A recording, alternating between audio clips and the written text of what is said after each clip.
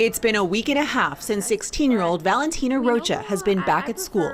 I prefer this way than being at home, you know. You look at it as a privilege. Yeah. But it's a whole new experience. So what's it like coming back to school during this pandemic? Or I have to, keep my distance at all times. Rocha, like her 500 other classmates, are in person every other week. The goal is to allow for more social distancing. They split us up by last name, so A through L go to school 1 week, and so the half that's not at school goes through Zoom, and we see each other. Each classroom will soon get one of these robots. This will actually rotate as the teacher moves, making online learning -2 to positive infinity. more interactive. That's it. or because it makes them feel like they're really in the classroom. But when Rocha's here, gone are the days of chatting in the hallways and fun group pics with friends. And it's not easy, not for anybody. Now, there are new rules, like assigned seating. They are controlling who we sit by. Most Catholic schools in the state have allowed students back inside. For some of them, online instruction remains an option, according to school officials. It comes despite Kentucky Governor Andy Beshear's request to delay reopening. It's a decision being made by the virus. He's recommended schools wait until at least the end of the month. It's not going to be easy.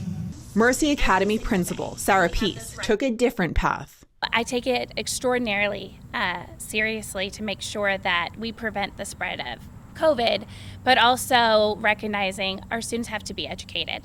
She says she's figured out how to keep classes small and safe. What would you say to critics who say you're opening too soon? I think it really has to be a judgment call for the individual school and what resources that they have available, the facility that they have, the size of their school. How many COVID-19 cases have you had? Let's see, 2.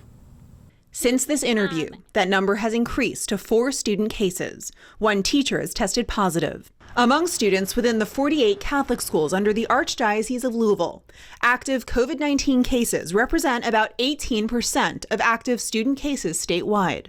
Still, the number of students within the Archdiocese of Louisville who are positive, 62, is a fraction of a percent of its student body.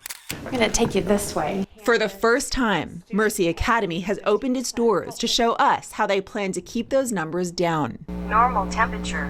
Temperatures are checked each morning. We will check temperatures twice. If the second one is still elevated, at that point you're going to get a call home. Stickers on the wall and arrows on the floor are reminders to keep distant. So this is the traffic pattern for the hallway. Lunchtime now involves QR codes. And I'm going to add my table number.